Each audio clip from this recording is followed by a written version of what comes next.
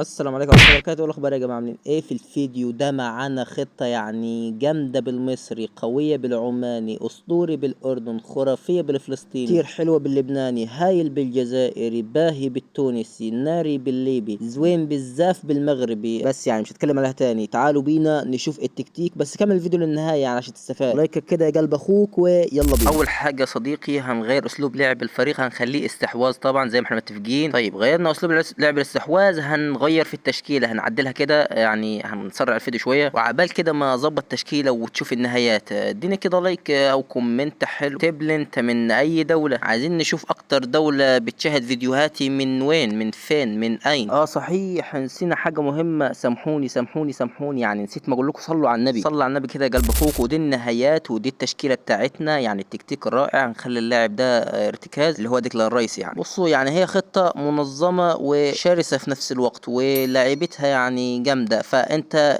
كل اللي عليك تخلي اللاعب محطم في الدفاع ولاعب بيلد اب عشان دفاعك ما يبقاش شوارع، واثنين صناع لعب كده، واثنين اجنحة، وواحد ارتكاز، ولاعب مهاجم. هنروح كده للتعليمات فردية وهنروح على هجومي. عايزين لاعب يهاجم طبعا، يعني هنخلي مين؟ طبعا كول بالمر. هنحدد على الهجوم واحد كده كول بالمر، وهنخلي اللاعب التاني هجومي برضو مين؟ هنخليه دي بروين اللي هم صناع اللعب. طيب بعد كده الدفاع هنحدد على ديكلان رايس، نخليه مدافع. بس كده دي النهايات رجاله. وديكلان رايس مش هيتحرك من مكانه، دي بروين هيهاجم، كول بالمر هيهاجم، ومعاك اجنحه مهاريه وبتلعب من باص واحد، هازارد ولا مين يامال. انت اكيد معاك افضل من كده، لان انا الحساب بتاعي يعني ضعيف. بس لحظه، ما تخرجش من الفيديو ده غير لما تشوف اسلوب اللعب الاستحواذ وازاي تلعب باسلوب لعب استحواذ. تعال، انا مش عايز اوريك ازاي هتلعب استحواذ، انا عايز اوريك التمركز بتاع اللاعبين. يعني شايف التمركز كده بتاع اللاعبين، وشايف بناء الهجمه. يعني الفيديوهات دي مسجله بالتكتيك اللي انا موريهولك، استحواذ يعني على اعلى جوده، لعيبه متمركزه بشكل صحيح، ودفاعنا منظم. وبصوا برضو على ديكلان رايس، اديته تعليمات فرديه، مش بيتحرك من مكانه، بس هو بيهاجم في ايه؟ في الركنيات بس. هو مش عارف شايفين ولا لا، اللي هو اخر واحد ده رقم 11. وادي معانا ركنيه من كيفن دي بروين الى لامين يامال. حج ضيوف، الحج ضيوف جول. الحج ضيوف ده يا جدعان، يا جدعان على الحج ضيوف هكر